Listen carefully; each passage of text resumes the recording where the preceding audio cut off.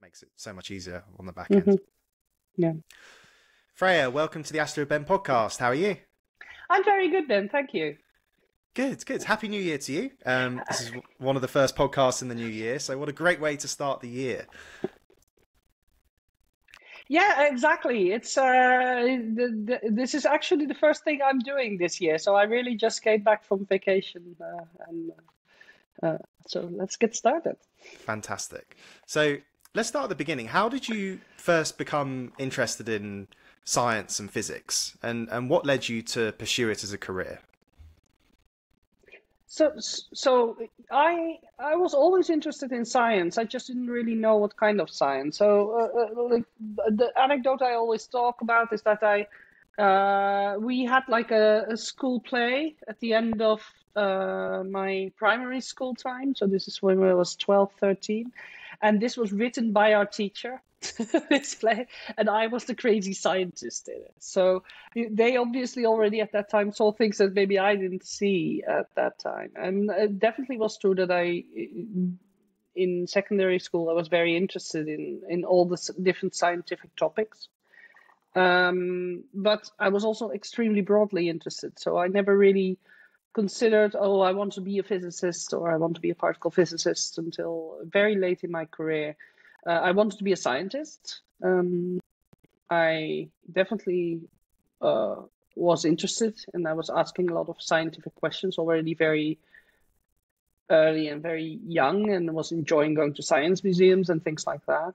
And but I picked physics 2 weeks before I went to uni, so definitely not,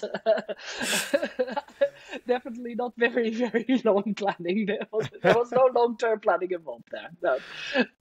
Well, thankfully you did pick it because you've had a very successful career to date. So let's start talking about CERN because you're quite involved in CERN. I don't know a huge amount about it, so perhaps you can tell my listeners kind of what CERN is, Mm, and particularly about the CMS experiments that you're involved in. yeah. So yeah, most people have heard about CERN at some level. CERN is actually a very interesting organization. It was started just after World War II with very, very idealistic ideas to really do science for peace. So already in the early 1950s, there were people who well, particle physics and nuclear physics that is more or less our parent science, right? People were quite disillusioned about what had happened at the end of the Manhattan program, and they really didn't. They were still thought the science was interested, but really didn't want to work on creating weapons. And they also wanted to make sure that this brain drain that had started already before World War II, that was stopped so that people could do science in Europe. So this is really what CERN is about. So we researched the fundamental constituents of matter, meaning if we just see how small we can go and we try to understand what everything around us is made out of. And for that, we need particle accelerators because a particle accelerator is a bit like an electron microscope, but even smaller. But in principle, is actually in some sense very similar. So you need to look at something that small, and we're talking about 10 to the minus 20 meters, even smaller. These are really, really small particles. And the forces, and we try to see how, if we collide them, if they interact in a certain way, so what forces are between them, all that stuff. And for that, you need to get them at very high energy. And this comes to something that probably some of your listeners have heard of already, the Heisenberg uncertainty principle in quantum physics. So the fact that if you want to measure something very accurately in place, you cannot measure it very accurately in energy or in momentum. And that goes further in the fact that to actually measure something very accurately in place, you need a lot of energy. So this is why we need accelerators, and unfortunately, and of course we're working hard at that at CERN, accelerators nowadays are really big, because if we want to go to very high energy, we cannot build a small accelerator yet that can do the same thing. So this is why the Large Hadron Collider at CERN is 27 kilometers. which, well, I think the British analogy is always the same size as the Circle Line in London. It's big. Yeah. Thank you for putting it in So, a reference I can understand. yeah. Yeah. So, and whereabouts Yeah. is it? It's on the Alps border, isn't it? It's Yeah. So it's on the border between France and Switzerland, which is where Geneva is. Really next to the airport in an extremely boring industrial park. So, but big. There's a lot of people that work there. CERN employs, I think, 8,000 or 9,000 people to start. And then on top of that, there's a lot of scientists, like tens of thousands of scientists who work for universities like me, who go there and do their research there. So the Large Hadron Collider, so this is the current sort of high energy machine that CERN has. It's definitely not the only thing that we're doing, because we're studying these particles in many different ways. It collides in 4 different locations. And at each of those locations, there is, well, effectively a big, well, what we call a particle physics detector. So it's a big 3D digital camera. So we more or less put sort of CCD cameras all the way around the collision point. And that way, independent of which way the particles fly, we will always see them. And this thing has hundreds of millions of channels. And the one that I work on, which is at one of those collision points, that is that compact neon solenoid that you asked about. The CMS. And what are you smashing together? Yes. It's photons, isn't it? Is it particles of light you're smashing together? Explain it for me, because I remember in GCSE physics many years ago getting told exactly what it is, but perhaps you could explain. We also do smash photons, but that's actually a side effect. So what we really smash is protons. And Large Hadron Collider, the colliders are a bit like Swiss Army knives. They can collide anything. So as long as the particle has charge, we can, in principle, if it's stable, we can put it in our collider, and then we need to modify it a bit and tweak it, but then we can make things collide. And so most of the time we collide protons on protons. And as protons are charged particles, sometimes those protons also create photons, and then we can also use it as a photon-photon collider, but it's really a proton-proton collider. And there's also about 1 month per year, we actually collide lead ions. And for different reasons, and maybe if we have time, we can talk about that. So there's quite a lot of different things that we do with these machines. Yeah. Absolutely. So I remember it was probably about a decade ago, the discovery of the Higgs-like particle.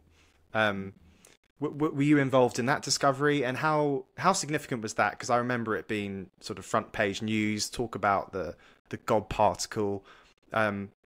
Were you involved in that discovery, and is that still the biggest discovery that you've had today?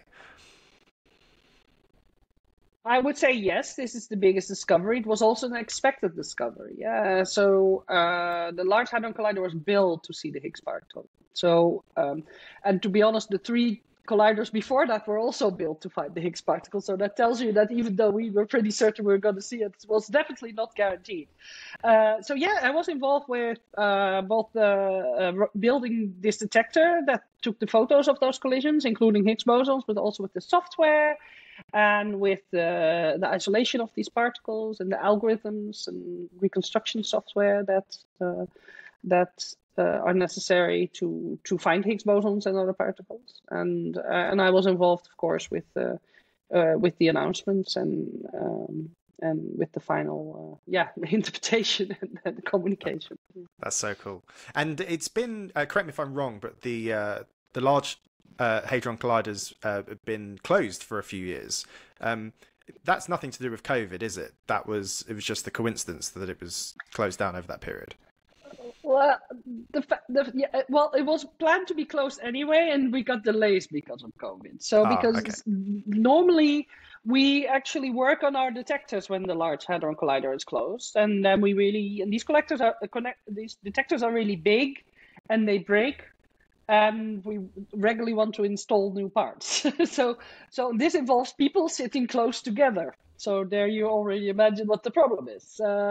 And so this was delayed because of COVID. So we were supposed to turn on in 2021, and that was then moved to 2022. So we took data this year. We had a trial run. You probably remember that we turned on this summer again. So this was the start of LHC run 3. There will be up at least 5 runs. So and the LHC always operates like that. It runs for a few years, but then it's still off between Christmas and New Year typically. Or maybe slightly longer. This year slightly longer because of the electricity prices. And then it turns off again, runs during the summer, and then does that for, say, 3 years in a row. And then we upgrade both the accelerator and the detection machines around the collisions, because then we've more or less taken the data that we need. And the interesting things would then be to get more precise collisions or to get higher intensity beams in the LHC. So that's why it gets updated and upgraded every few years. Got it. So the next upgrade will be in 2026-ish. It sort of changes at the moment. So these things also depends on the science that comes out. So it also depends a bit on what we want to do. And then there was going to be a very long shutdown where practically all the detectors will be upgraded, and the Large Hadron Collider itself will have a major upgrade, and it will even kind of change names, because then it will be called the High Luminosity Large Hadron Collider, HLLHC. And of course, luminosity in this case means more particles in the accelerator. And what as the hardware gets upgraded and more and more data comes out, what are you looking for? Is it more precise collisions? What does that mean? Are you sort of trying to observe even more closely? And also, what is the significance of that? So we study quantum physics. Quantum physics is random. So that means that if you're unlucky and you're interested in particles that are produced randomly, but only very, very little, and the Higgs boson is one of those particles, then you need to have a lot of collisions before you see one. And then, of course, when you see one, you want to measure it as accurately as possible. So the detector upgrades are mostly about when we see it, we want to measure it very, very accurately.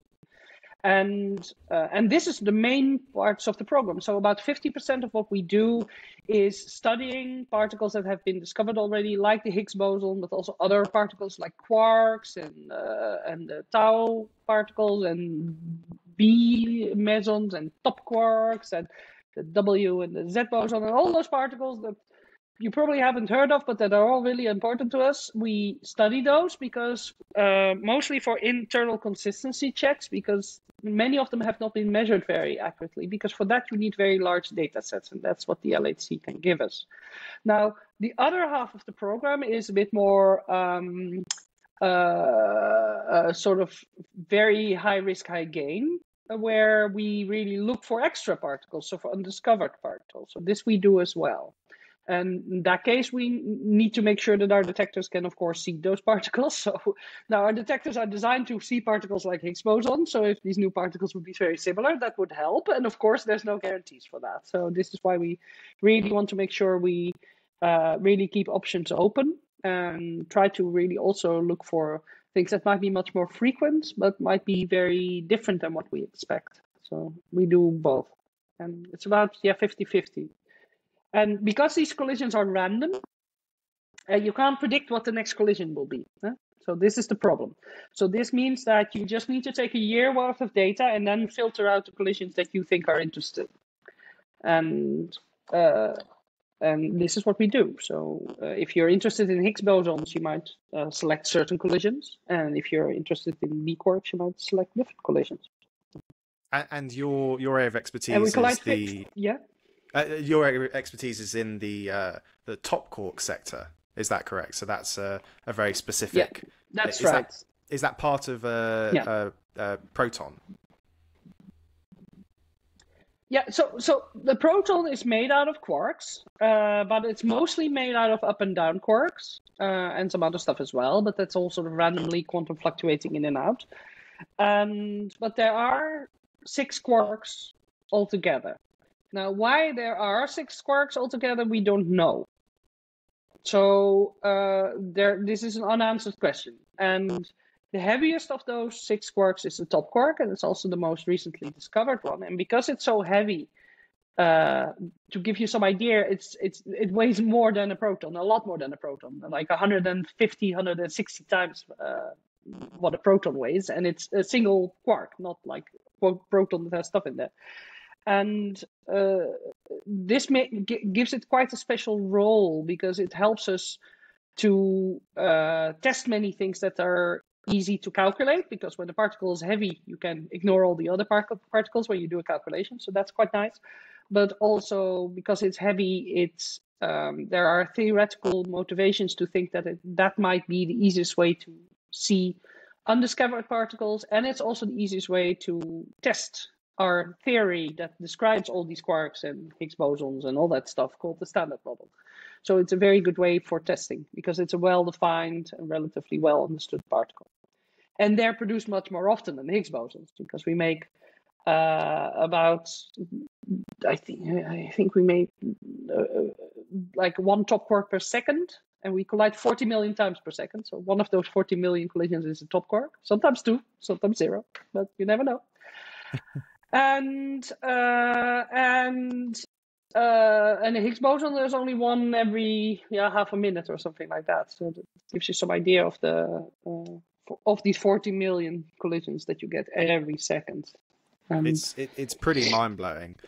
So when a collision takes place, where are you? Are you in the control center? Is there like in TV shows like you imagine like a big button, and then everyone kind of goes quiet, and then there's like, a heightened sense of tension? Is it as dramatic as that, or is it a bit more of a sort of process and computers taking control?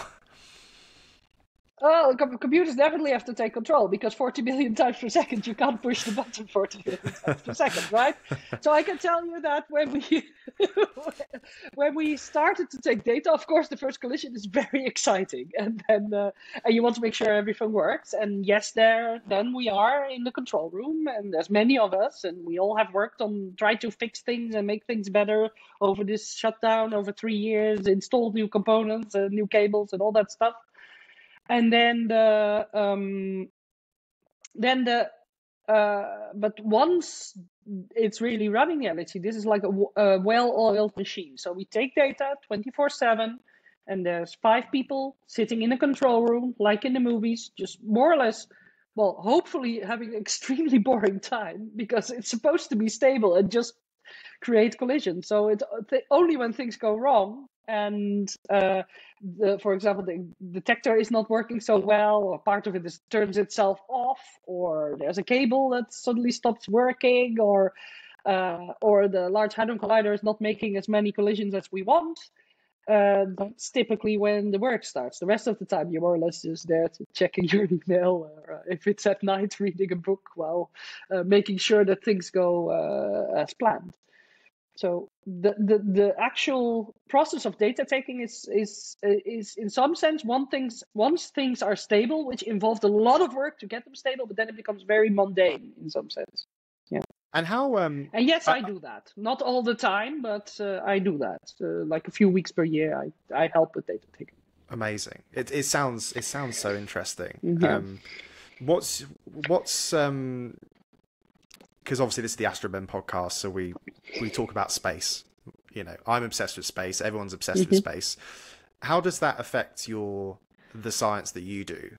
What does this tell you about the universe and how it evolved, or has it not answered any of these big questions yet?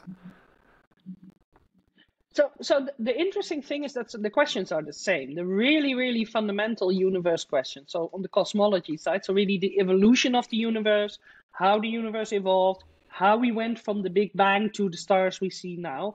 That's where particle physics comes in. So particle physics more or less was there in the first seconds of the universe. where in principle there were no atoms. There were particles like we have in our collisions. And the only way to really study these effectively in a controlled manner is with a collider. And the data that we gather and the conclusions that we learn are then used to be put into models that are used to predict and calculate how the universe evolved, where there's still quite a lot of problems. I assume that you know about things like inflation. So there's a whole period that we went from the Big Bang, where everything was really close together, to everything being far apart. And what really happened there and how things were sort of sticking together, that is particle physics. The other big question that we study, and that is very relevant in the context of astronomy, is of course dark matter. So you're probably aware that when you would look at a galaxy, that out of all the matter that or all the weight or the mass that a galaxy has, that only 20% of it is stars. Everything else is dark matter, and this has a gravitational pull. And there are very good motivations to think that these should be particles that do that. And of course, you can never go there and measure them. And actually, we do try to measure them even on Earth, and even there we have not seen them. But the other way to do this is by directly making them at a collider. And this is one of the things that I also work on. Yeah. What's your? We haven't seen them yet. You would have heard. Yeah, exactly. What safety measures does CERN have? Because you imagine, obviously, it's deep underground, and is extremely safe as far as possible. But because these are such we're pushing the envelope so much in this search for answers. Is there any chance that you could recreate a sort of not a big bang, but a very small big bang, and that could, cause severe disruption, not really. Not just to the facility? Is it completely out of the question? It's really completely out of the question. To give you some idea, we have more problems with the outside world than they have of us. So, for example, when the TGV drives across the surface level, we have to adjust our collider because it's the orbit that the particles go in, the 27 kilometers, is slightly different when there's a TGV passing by. So the collisions that we do and that we make are completely identical to what is already happening in nature. And actually, the Earth or anything in space is continuously being bombarded by exactly the same particles at substantially higher energy than we can ever make with our collider. So the joke is always that there's colleagues of mine that work for that do astroparticle physics. So this is the physics where you use particles to study astronomy. They always make jokes about the fact that our collider is so low energy compared to what they have. But of course, we are in a much more controlled environment than they are. But the short answer is no, it's completely safe. We do not do anything that doesn't happen anywhere else already. The only thing we do it is in a more controlled way. The longer answer is, of course, we have big cryogenic systems. And if you put a lot of gas, even if it's very inert gas like nitrogen or helium, and you would then compress it and you put it together and you put it in a magnet to cool your magnet, then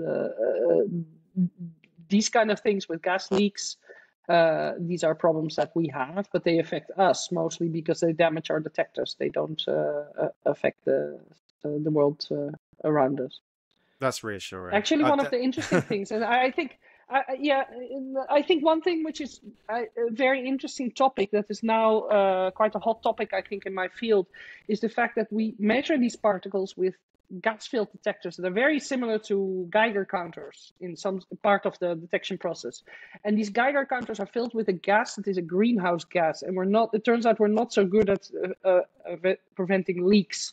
And so we recently had like a sort of like climate impact survey at CERN to see where we could make things better. And this was the main thing, that we should stop. We should really wrap up our detectors better so we don't use gas. I would say that's our biggest impact actually. So this we're now fixing. Interesting. So, we're in 2023 now, so I'm not going to ask you about your New Year's resolutions, but certainly like thinking about the future, not just for this year, but the next decade or so. What do you think the biggest discoveries at CERN are going to be? And what's your sort of predictions on things like dark matter and what are we going to see in the next 10 years from CERN? Yeah. So, well, dark matter is still an option, also at CERN, but also definitely at experiments that try to see, for example, if the Earth is moving through dark matter, and satellite experiments trying to detect dark matter as well. So this is definitely something that you can expect news, even if the news is we didn't see it in the coming years from particle physics. We will continue to study the Higgs boson. This is for us. The Higgs boson is still. We only understand the Higgs boson in most of its behavior to say 20% now. So this is really not very accurate or satisfactory in the sense that we can't really predict and compare it to predictions, the behavior. And so this is the main thing. And of course, we're going to continue to look for extremely diverse new particles, including dark matter particles. But it's very difficult to predict what's going to come out there. What definitely is true is that there's a whole new data set that's being created now. And we have over the shutdown, so from 2018 until 2022, we have focused on making our detectors more diverse and more flexible, so we can also look for more non-traditional signatures. So this is really what we're going to be doing now, and to really leave no stone unturned. And then we continue to work for the high luminosity LHC and brainstorm if we want a future collider. I think that's the other news that will come in the coming, say, 5 years, is decision will need to be made if we build a new collider or not, and what kind of new collider. And if there is a collider, is it just the case of being bigger, more powerful? Is that the sort of factors that are considered, or are there ways that it would be different if it was a new collider? Yeah.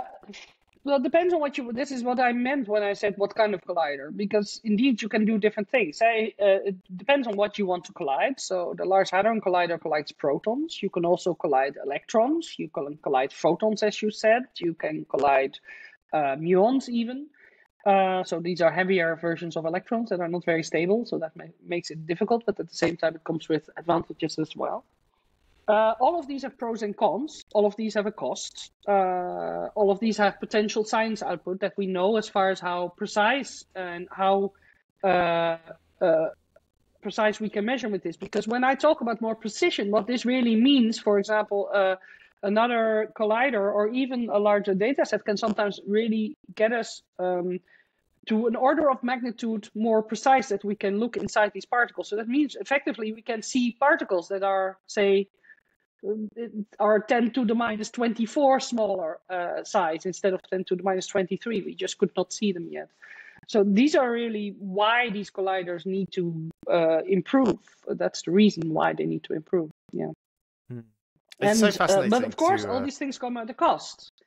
And we try to make informed decisions there. So at the moment, we're running a lot of simulations. Like if you build this kind of collider, you can do that. And you can study the Higgs boson, but not as well if you build this collider, but that collider is more expensive. So yeah, you win some, you lose some. And, yeah. It's fascinating to chat to you. And, I imagine there's a lot of people listening to this, especially, young people. There are some young people that listen to this. I'm talking sort of students under 18s. And I wish I heard from people like you when I was still at school, because I probably would have tried harder in physics if I, could imagine myself working at somewhere like CERN. What advice would you give to people who are interested in pursuing a career in science and physics, especially? You kind of fell into it 2 weeks before, but where you are, it's so inspiring. Yeah, being at CERN. What advice would you give? Yeah. I would say that investing in learning how to do science is always a good investment, independent of what you do with it. But of course, most scientists do this because of curiosity, because of the way they want to understand the world, or in the case of a biologist, maybe how biological processes work, or how DNA works, or or how biological populations work, or in the case of an atmospheric scientist, how the Earth's atmosphere reacts to certain things. So this is what unites science. And what is important to know is that sometimes the very mundane science that you get in school is very useful for that. And I think one of the challenges that there is that because we're, very cliche, all standing on the shoulders of giants, so there's always all this maths and other science that you need to learn before you get to the interesting problems. And I think that's sometimes the challenge for the science that you get in school, because you need to learn the basics before you can do these complicated things. And this is also a challenge I think a good teacher makes the connections between the modern sort of big questions that we have and sometimes very basic things that people still need to learn before they can get to those big problems. The other thing, which is I think very important to know, is the nice thing about having a scientific degree is that it's very difficult to be unemployed. So, and we're not going to be replaced by robots soon because we built the robots. So that is.